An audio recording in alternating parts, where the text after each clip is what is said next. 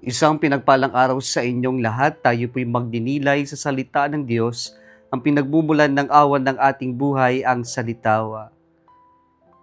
Brothers and sisters, following the Lord has never been easy.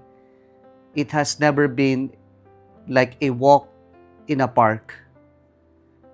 Following the Lord has never been a bed of roses. There is only one way in following the Lord, and that is the way of the cross. Kaya po totoo ang sinabi ng Panginoon sa ating Ebanghelyo ngayon, if the world hates you, realize that it hated me first. Kapag tayo sumusunod sa Panginoon, we do not desire a life of security, a life of comfort, a life pleasing other people. We will not expect this kind of life once we follow the Lord. Kaya nga po, posible na hindi talaga appealing yung pagsunod sa Panginoon, sapagkat ang Panginoon ay straightforward na sinabi niya, you will be hated because of me.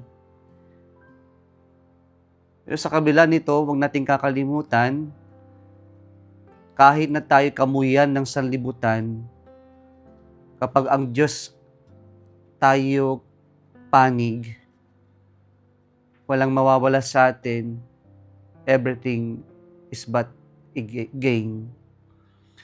Kaya po sana huwag tayong mapanghinaan ng loob na sumunod sa Panginoon sa kabila ng maraming pag-uusig, maraming hindi pagtanggap sa atin, sapagkat ipinakita na ng ating Panginoon na siya mismo na ating sinusundan was hated.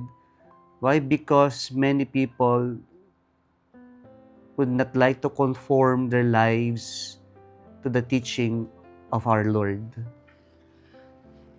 Kaya po ang inaalok sa atin ng Diyos ay magpatuloy tayo, sapagkat ang buhay naman natin is not about pleasing other people.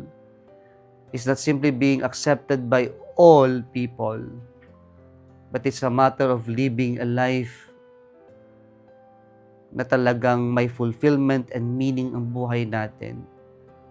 At ito'y posible kapag inalay natin ang buhay natin sa Diyos sa paglilingkod, kahit na tayo'y kamuhian, kahit na tayo usigin, kahit na hindi tayo tanggapin.